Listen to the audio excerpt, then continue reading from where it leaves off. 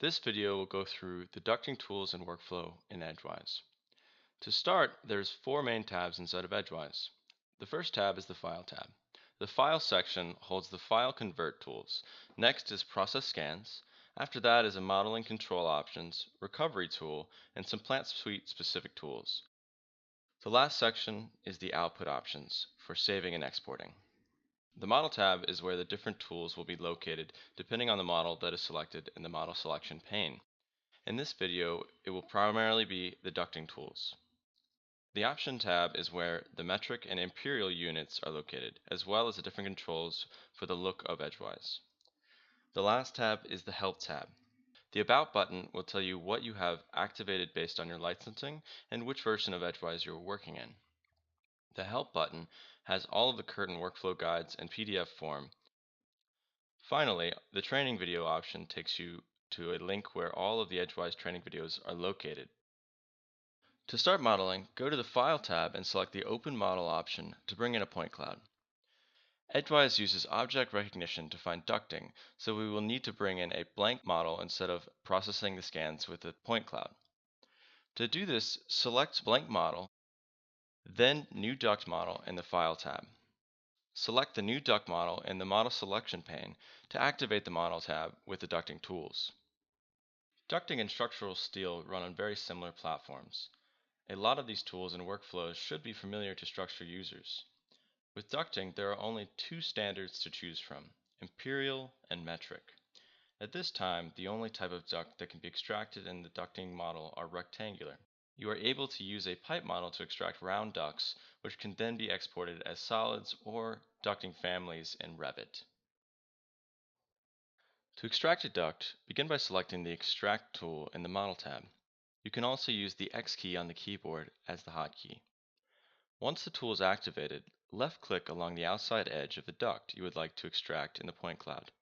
Try to keep the polygon close to the object you are extracting for better results. If you want to undo a click, simply right-click. To finish the process, double left-click. When extracting, it is very important to select at least two sides of the duct if possible for the best results. Once you've extracted sections of ducting, you can inspect and edit their fit using the Smartsheet and associated tools. To open the Smartsheet, select the Smartsheet button next to the Extract tool. You can use the Q key on the keyboard as well. Once this has been opened, you can see three separate windows. On the right is the regular 3D view. On the left is a 2D viewport that shows the cross-section of the selected duct and the points associated with its extraction. If nothing is selected, this area will be blank. The third window is a spreadsheet that shows all of the ducts in the model. The highlighted duct will be selected in the 2D view. In the pop-up spreadsheet, you will see 10 standard rows that give information about each of the duct's elements in the model. Here you can change the duct's standard, size, whether it's approved, its layer, and any notes you want to add. To change any one of these columns for a single duct, double-click on the cell you would like to change and select the new item from the drop-down. The Zoom key can be a useful tool for navigating with. With the single duct highlighted, hitting the Zoom key will jump to it in the 3D viewport. The 2D viewport is a very powerful QA tool. With it, we can see the 2D cross-section of the duct we've selected and all the points associated with its extraction. Using this, we can very accurately adjust its fit to the point cloud.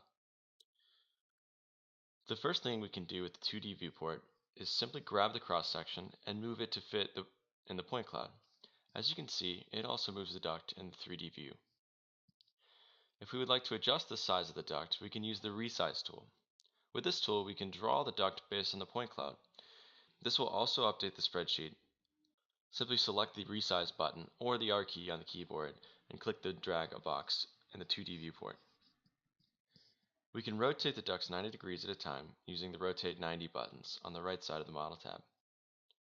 To do a fine-tune adjustment, we can also hold down the Shift key and left-click the cross-section.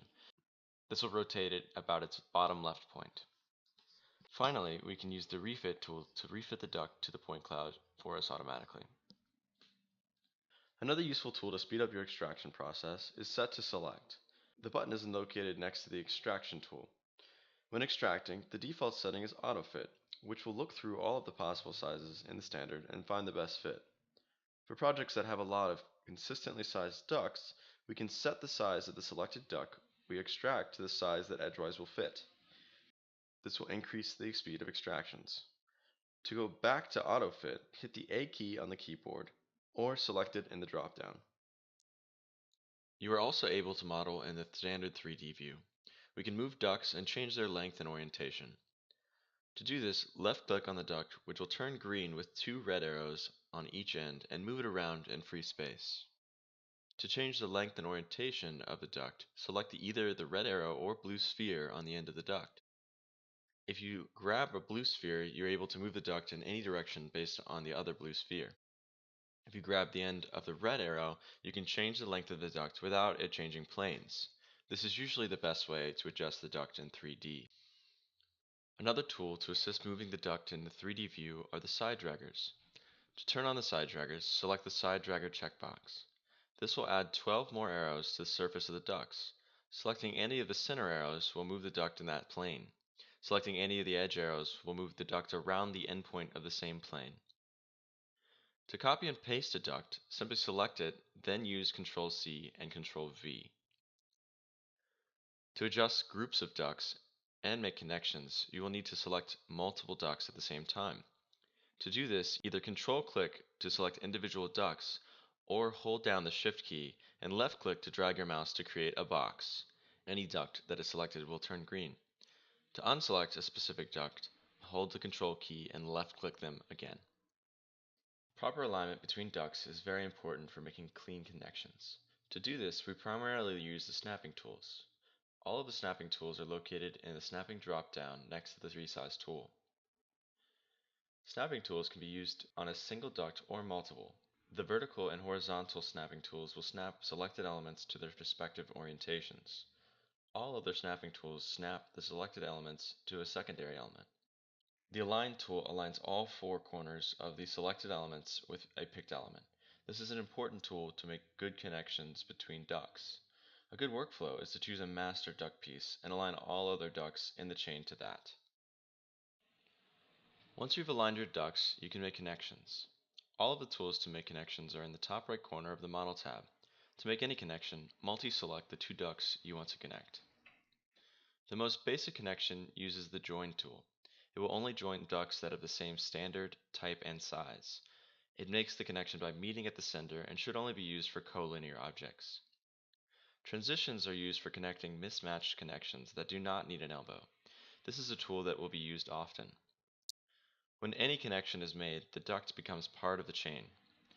This can visually be represented by selecting one duct piece in the chain and hitting the Tab key. To separate a chain of ducts, but still have them visibly connected, you can use the Disconnect tool. When making an elbow connection, the same rules apply. Once 2 pieces of duct are aligned, select either the radius elbow or mitered elbow buttons. This will make the connection. If necessary, these will both add transitions. If you have Add Transition checked, it will add the transition without a pop-up warning box. The elbow will be added to a piece of duct that is closest to the center cross-section. If you have an elbow with a transition, you can control which duct gets an elbow by lengthening the desired duct.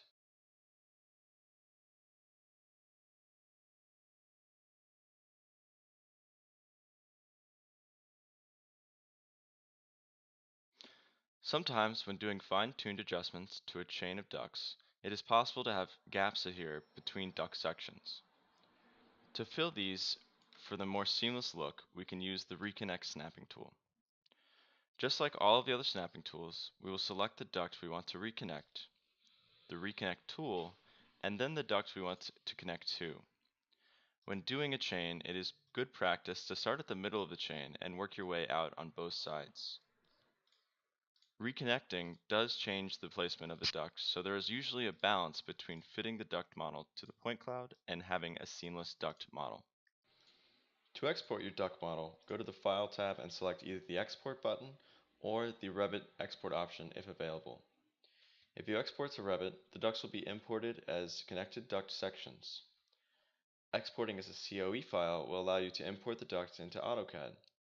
The duct sections will go in as solids, and the transitions will go in as meshes. Thank you for watching.